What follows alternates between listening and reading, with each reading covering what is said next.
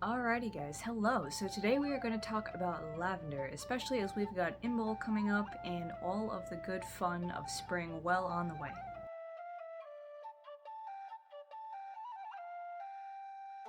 So lavender is one of those things that honestly I think a lot of people associate with tea because it is a flower. It's those cute little purple flowers that pop up especially in the summertime, big long stalks of them. And actually when I was in Slovenia I saw very many lavender bushes planted in the graveyard of all places. But this is a delicious herb, a really wonderful one, yes, to use in tea, but also to use in other kinds of, baked foods, your fatty, savory foods, and one that has a lot of magical potential throughout the ages. So first let's get into the herbalism. Obviously, a lot of people like to use lavender for these anti-stress qualities, and in fact, it is used predominantly to help people sleep better, to help people, get rid of some stress, relax the muscles, get rid of headaches. It can even help settle the digestive system. It has a really great use just as a kind of a relaxer of the nerves. You'll see it all over the place in aromatherapy or, in any kind of lotion products. I know that even my makeup wipes are lavender scented because I take my makeup off at night. But you do gotta be careful because if you're using the lavender oil and you use a lot of it, that can be a narcotic poison. Like that can kill you, as can most herbs, especially if you're using the essential oil. The essential oil of any plant is really dangerous to handle, so do not do that unless you really know what you're doing. In general, if you just want to make a cup of lavender tea, no problem, you're totally fine. But any kind of oil is very dangerous.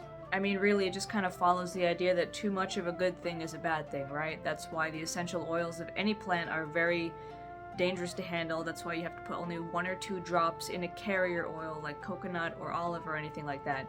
Because too much of a good thing is a bad thing, and that essential oil is insanely concentrated, insanely so. You don't want to just put that on your skin or anywhere else on your body.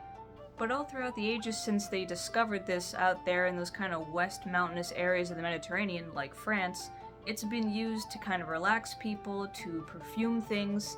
It's even been used as a protective charm against the plague. People would tie branches of lavender to their arms as if it could ward off the plague.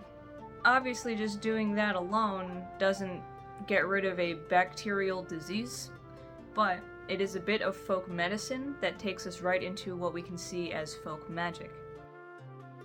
So, even though, lavender is very much anti-stress and calming and relaxing, and, it can help with the digestive system, it can help people kind of ease the heart palpitations and things, magically, it actually has a lot of associations with love and protection.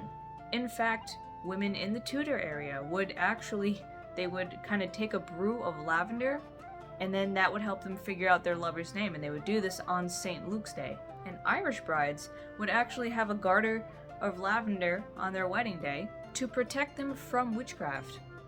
Which is pretty interesting considering how here we are all witches talking about how to use lavender in our spells. Goes to show you that what we call witchcraft today is not really what they called witchcraft back then. I'll say this again and again and again. Back in the day, witchcraft specifically meant people who are out to harm the community and cast spells that hurt people's fields and flocks and, the town in general. It didn't mean all magic. That's why, still, a lot of people get confused about the word witch when they see it out in the wild. But it was thought to be really attractive to men. I mean, there was one king, I believe Louis, who really just liked to bathe in lavender-scented water. And while we know that Cleopatra didn't really have any love affairs with Mark Antony, it was rumored that she used lavender oil to seduce these men. Lavender on its own was absolutely used, in sachets as a perfume to attract a lover. But again, given its association with warding off the plague and warding off, the bad spirits they thought were causing the plague, it's also very much a protective thing. Because it has that nice, relaxing smell, it scares away any kind of bad spirit that would come try to muck up your space. And when you pair it with rosemary, despite the fact that it is kind of like a love herb, it can actually help people stay chaste. So that rosemary-lavender combo, fantastic for purifying your space, for relaxing yourself and just getting rid of any old or icky energies, getting rid of any spirit guests that you don't want floating around. It is also associated with Mercury and air, which means that honestly it could help you with your communication too. Think about when you are really angry and you just know that you're going to say something mean and hurtful. Lavender. Lavender will help you in the moment to stay calm and say things in a more diplomatic way rather than just kind of flying off the handle in the moment. So if you need to have a tough conversation with somebody, lavender. Lavender beforehand.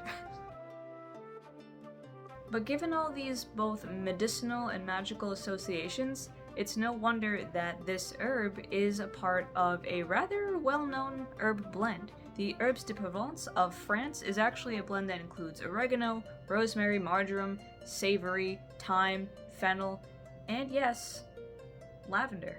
Usually this spice blend is used on things like baked or grilled, poultry, lamb, fish, pork.